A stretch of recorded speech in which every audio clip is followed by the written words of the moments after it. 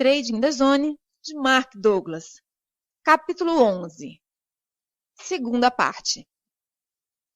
Exercício. Aprenda a fazer trading como os cassinos.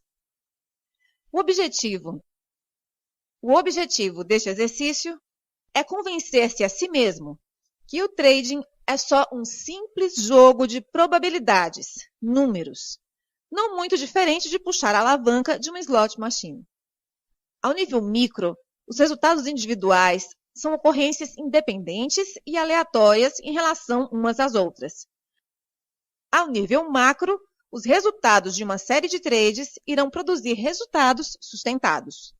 Do ponto de vista das probabilidades, isto significa que, em vez de ser uma pessoa a jogar numa slot machine, como trader, você é o próprio cassino.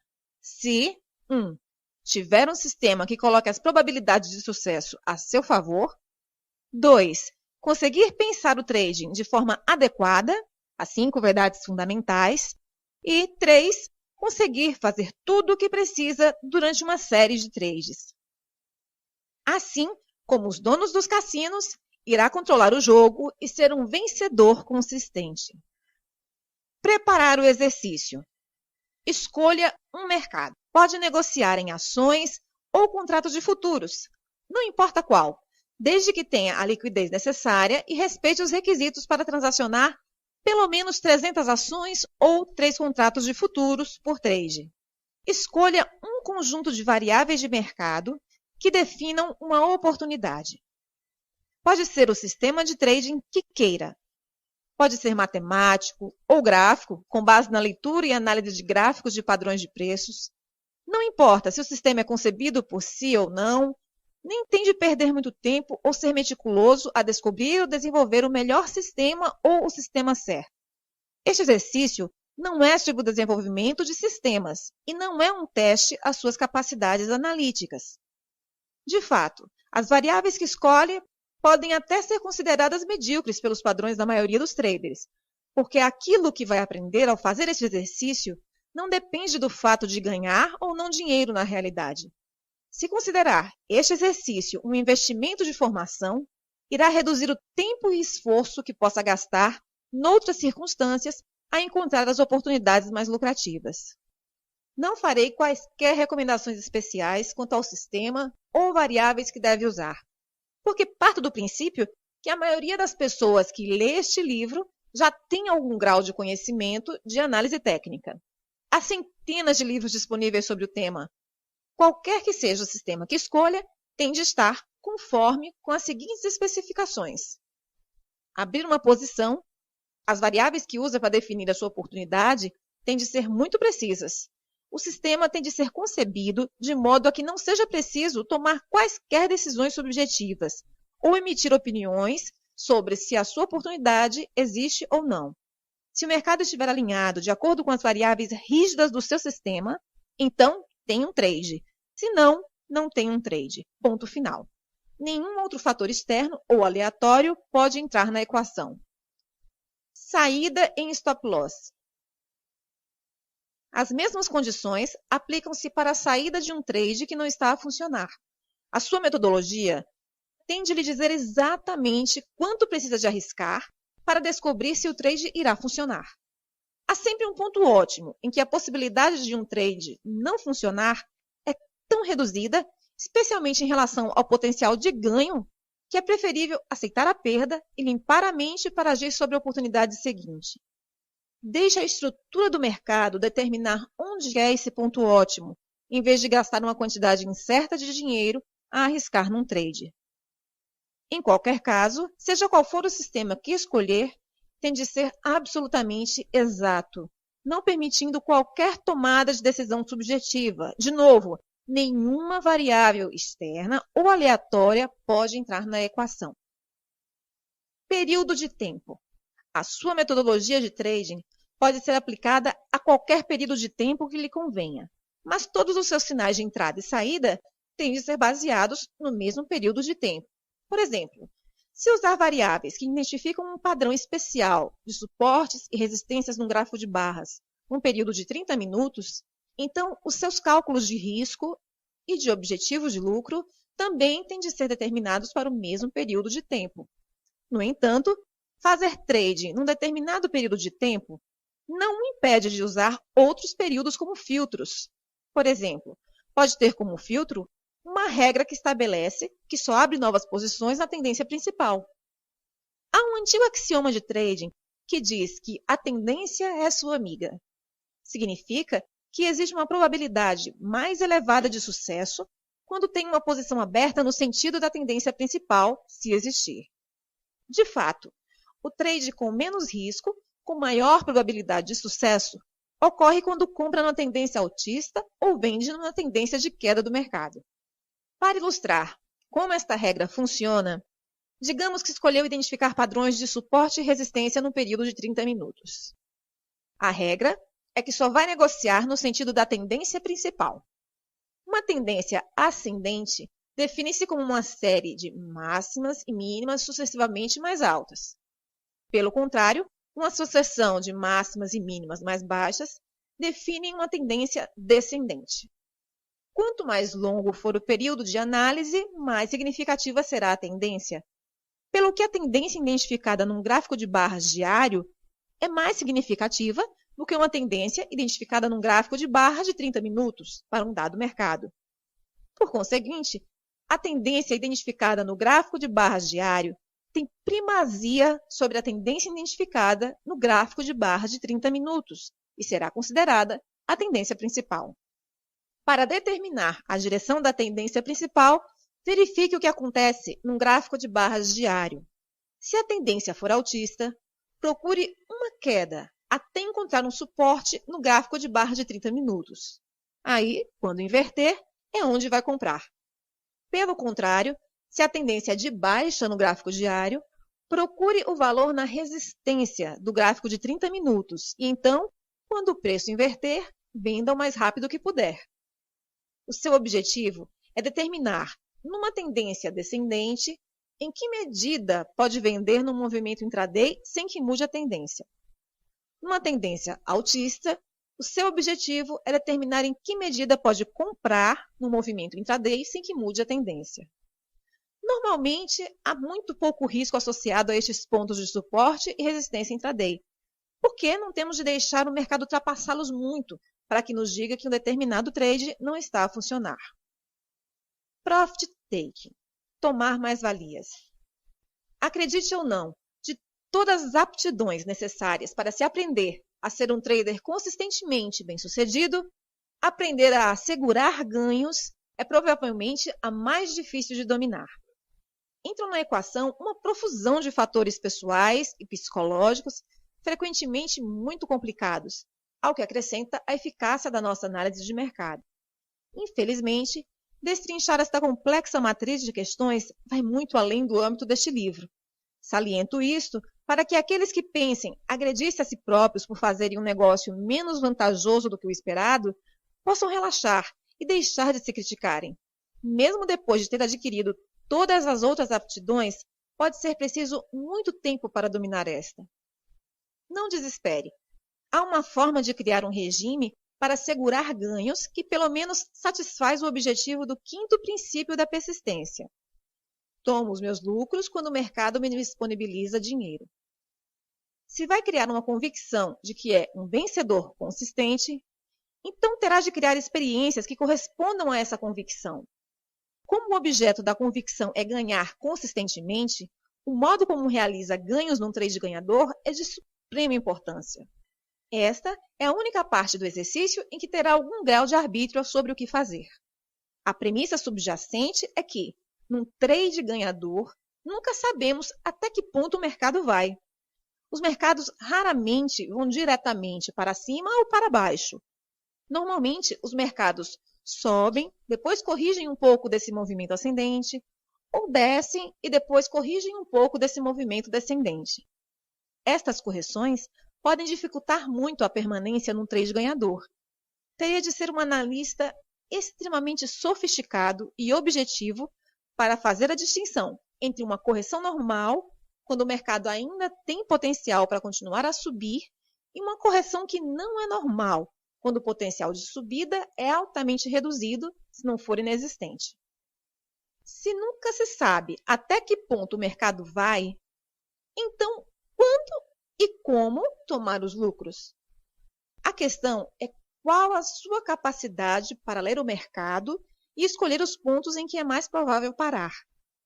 Se não tem objetivamente esta capacidade, o melhor a fazer é dividir a sua posição em terças ou quartas partes e ir saindo regularmente da sua posição à medida que o mercado se movimenta a seu favor. Se está a transacionar contratos de futuros, isso significa que a sua posição mínima para um trade é de pelo menos 3 ou 4 contratos. Para ações, a posição mínima é qualquer número de ações que seja divisível por 3 ou por 4. Esta é a forma como faço o escalonamento de uma posição ganhadora. Quando comecei a fazer trading pela primeira vez, especialmente durante os primeiros 3 anos, de 1979 a 1981, eu analisava de forma meticulosa e regular os resultados das minhas atividades. Uma das coisas que descobri foi que raramente alcançava um stop loss sem que o mercado fosse primeiro um pouco na minha direção. Em média, perdia em apenas uma em cada 10 operações. Das outras 25 a 30% de posições que acabavam perdedoras, o mercado ia geralmente 3 ou 4 ticks na minha posição antes de inverter e tocar o stop que tinha definido. Calculei, então, que se me habituasse a retirar pelo menos um terço da minha posição original de cada vez que o mercado avançava 3 ou 4 ticks a meu favor, no final do ano, os ganhos acumulados eram suficientes para cobrirem as minhas despesas. Até hoje, sem reservas ou hesitações, sempre que o mercado me dá algo a ganhar, retiro sempre uma parte de uma posição com ganhos. Quanto? Depende do mercado. Será sempre um montante diferente em cada situação. Por exemplo, em futuros de obrigações do Tesouro, fecho um terço da minha posição quando ganho 4 ticks. Num trade de obrigações, que normalmente é menos arriscado, espero 6 ticks para descobrir se a posição vai funcionar. Usando um trade de 3 contratos, como exemplo, eis como funciona. Se abrir uma posição e imediatamente o mercado inverter contra mim, sem me dar pelo menos 4 ticks primeiro, fecho a posição com 18 ticks de perda, embora, como expliquei, não seja frequente isso acontecer. É mais provável que o preço se mova a meu favor antes de inverter contra mim. Se for a meu favor, pelo menos em 4 ticks, aproveito esses 4 ticks e liquido o contrato. O que fiz foi reduzir o meu risco total nos outros 2 contratos em 10 ticks. Se o mercado então me fizer perder nos outros 2 contratos, a perda líquida no trade é de somente 8 ticks. Se o mercado se mover na minha direção, liquido a próxima terça parte da posição no ponto de lucro predeterminado. Para determinar este objetivo de ganho, baseio-me em algum suporte ou resistência de um período de tempo mais longo ou numa máxima ou mínima anterior importante. Ao realizar o segundo terço dos meus ganhos, também movo o stop loss para o meu ponto de entrada original. Agora eu tenho um lucro líquido com o trade, aconteça o que acontecer com o último terço da posição. Ou seja, agora tenho uma oportunidade sem risco. Não posso aumentar suficientemente o tamanho das palavras desta página para realçar como é importante que experimente um estado de oportunidade sem risco. Quando cria uma situação em que há uma oportunidade sem risco, não há forma de perder, a menos que aconteça algo extremamente fora do comum, como um movimento brusco de preços que gere um gap ultrapassando o seu preço de saída. Se, em circunstâncias normais, não há forma de perder, passa pela experiência de saber como é estar num trade com um estado mental completamente despreocupado e tranquilo. Para ilustrar este ponto, imagine que está num trade ganhador. O mercado fez um movimento bastante significativo na sua direção, mas não assegurou nenhum lucro porque pensou que iria andar um pouquinho mais longe. No entanto, em vez de ir mais longe, o mercado inverte, aproximando-se do seu ponto de entrada original. Entra em pânico e, em resultado, fecha a posição, porque não quer deixar aquilo que fora um trade ganhador transformar-se num trade perdedor. Mas logo que sai, o mercado supera, movendo-se na direção que lhe daria ganhos. Se tivesse retirado uma parte dos ganhos, fazendo um escalonamento, colocando-se numa situação de oportunidade sem risco, seria muito improvável que tivesse entrado em pânico, ou mesmo sentido qualquer estresse ou ansiedade. Ainda lhe restaria um terço da sua posição. E agora? Procure o ponto mais provável onde acha que o mercado parará e tome nesse ponto os seus lucros. Este é normalmente uma máxima ou uma mínima significativa num período de tempo mais longo. Dou a minha ordem para liquidar imediatamente um tique abaixo daquele ponto numa posição comprada ou um tique acima numa posição vendida. Coloco as minhas ordens imediatamente acima ou abaixo. Descobri ao longo dos anos que esse último tique do trade não é relevante se pretende mesmo executar a ordem. Um outro fator que precisa de ter em conta é o seu risco-retorno. O risco-retorno é o valor, em euros, por exemplo, do risco que tem de assumir em relação ao potencial de ganhos. Idealmente, o seu risco-retorno deve ser pelo menos de 1 para 3, o que significa que está a arriscar 1 euro para cada 3 de ganho potencial. Se o seu sistema e a forma como faz o escalonamento dos seus trades lhe dá um risco-retorno de 1 para 3, ainda que a sua percentagem de trades ganhadores seja inferior a 50%, mesmo assim irá ganhar dinheiro sustentadamente. Um risco-retorno de 1 para 3 é o ideal. No entanto, para efeitos deste exercício, não importa qual é, nem importa se faz o escalonamento de forma eficaz, desde que o faça. Faça o seu melhor que conseguir para se remunerar a si mesmo com níveis de lucros razoáveis quando o mercado o permitir. Cada parte de um trade que fecha a ganhar irá contribuir para a sua convicção de que é um ganhador consistente. Todos os números irão acabar por se alinhar numa bonita performance, ao mesmo tempo que reforça sua convicção de que é capaz de ser um ganhador consistente. Uma questão de dimensão de amostra. O trader comum praticamente vive ou morre emocionalmente com base nos resultados do trade mais recente. Se tiver ganho, avançará com satisfação para o trade seguinte. Se não, começará a questionar a viabilidade do seu sistema. Para descobrir que variáveis funcionam, se funcionam bem e quais não funcionam, precisamos de uma abordagem sistemática, que não tenha em conta variáveis aleatórias. Isso significa que temos de alargar a nossa definição de sucesso ou fracasso, passando da perspectiva limitada do trade a trade, do trader comum, para uma amostra de 20 trades ou mais. Qualquer sistema, com base no qual tome decisões, estará apoiado em algum número limitado de variáveis de mercado ou relações entre elas que medem o potencial de mercado para se movimentar para cima ou para baixo. Da perspectiva do mercado, cada trader que possa abrir ou fechar trade pode agir como uma força de pressão sobre o movimento dos preços e é, por conseguinte, uma variável do mercado. Nenhum sistema técnico consegue ter em conta todos os traders e as suas razões para abrir ou fechar uma posição. Assim, qualquer conjunto de variáveis de mercado que determinam uma oportunidade são como uma fotografia de uma queda d'água, captando apenas uma parte muito limitada e instantânea da realidade. Quando aplicamos um conjunto de variáveis ao mercado, elas podem funcionar muito bem ao longo de um período de tempo alargado. Mas, depois de um certo período, podemos descobrir que a sua eficácia diminui. Isto acontece porque a dinâmica subjacente à interação entre todos os participantes, o mercado, está a mudar. Entram no mercado novos traders que, com suas próprias interpretações do que está em alta ou em baixa, e outros traders saem. Pouco a pouco, essas mudanças afetam a dinâmica subjacente ao modo como o mercado se movimenta. Nenhuma fotografia, um conjunto rígido de variáveis, consegue ter essas mudanças sutis em consideração.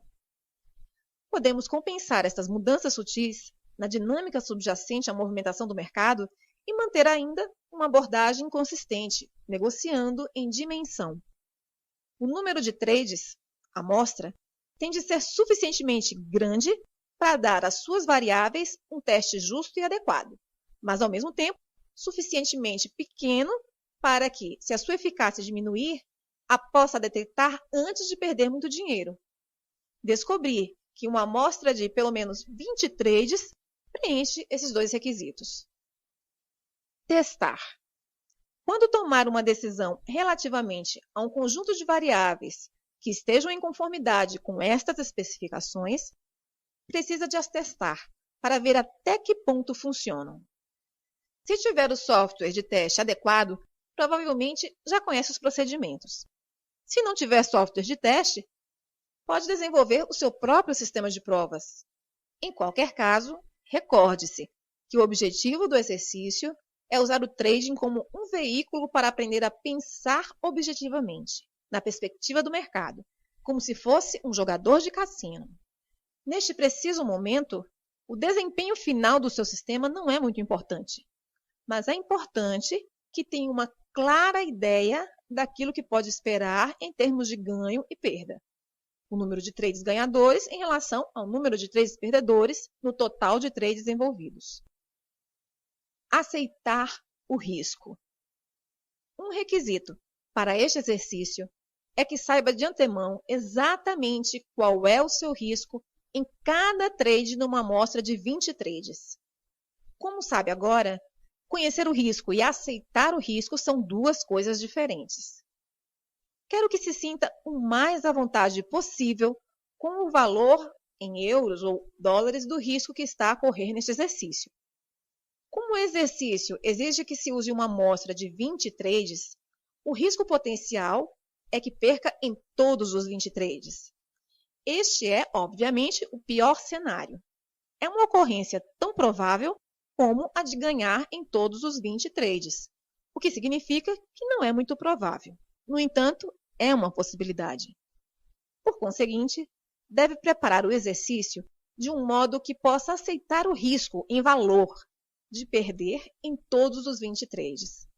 Se não se sentir à vontade, pode reduzir o valor do risco, simplesmente reduzindo o número de ações por trade até chegar a um ponto em que esteja à vontade com o risco total acumulado para os 20 trades.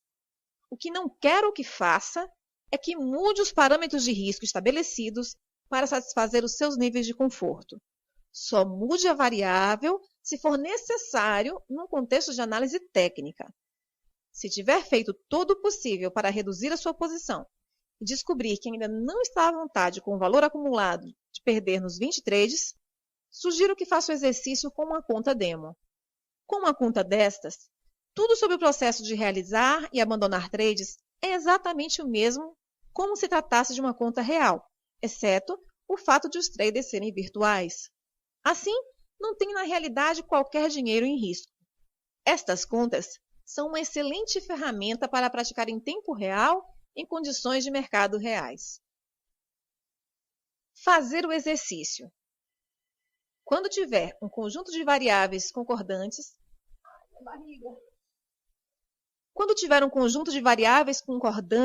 com as especificações descritas, souber exatamente o que cada trade vai custar para descobrir se vai funcionar, tiver um plano para assegurar ganhos e souber o que pode-se esperar dos seus ganhos-perdas para a sua amostra, então está pronto para começar o exercício. As regras são simples. Opere com o seu sistema exatamente como o concebeu. Isto significa que tente se comprometer a transacionar pelo menos nas próximas 20 ocorrências dos seus indicadores de oportunidade, não somente no próximo trade ou no próximo par de trades, mas em todos os 20, aconteça o que acontecer.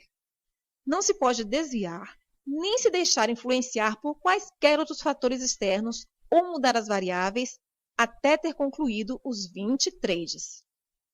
Ao preparar o exercício com as variáveis rígidas e relativamente fixas que definem o seu sistema e com o compromisso de executar cada trade da sua amostra, criou um regime de trading que replica o modo como um cassino funciona.